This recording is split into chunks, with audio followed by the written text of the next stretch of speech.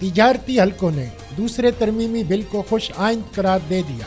وزیر خزانہ کی جانب سے بدھ کو دوسرا ترمیمی بل پیش کیا گیا جس میں صنعت و تجارت کے فروغ کے لیے خصوصی اصلاحات کا اعلان کیا گیا ہے۔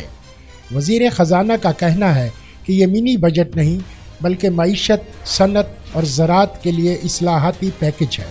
ترمیمی بل میں خام مال پر درآمدی ڈیوٹی کم یا ختم کرنے کی تجویز بھی شامل ہے۔ وزیر خزانہ کا کہنا تھا کہ صنعتی شعبہ ملک کی ریڑھ کی ہڈی کی حیثیت رکھتا ہے، مگر بدقسمتی سے گزشتہ 10 سالوں سے اس شعبے کی ترقی میں نمایاں کمی آئی ہے، لہٰذا اس شعبے کے لیے مثبت اصلاحات کی انتہائی ضرورت ہے تاکہ ملکی معیشت کو صحیح راہ پر گامزن کیا جا سکے۔ کاروباری حلقوں اور صدر chamber of commerce and industry نے حکومت کی جانب سے پیش کردہ ترمیمی بل کو بے حد سراہتے ہوئے اسے معاشی ترقی کے لیے خوش آئند قرار دے دیا ہے۔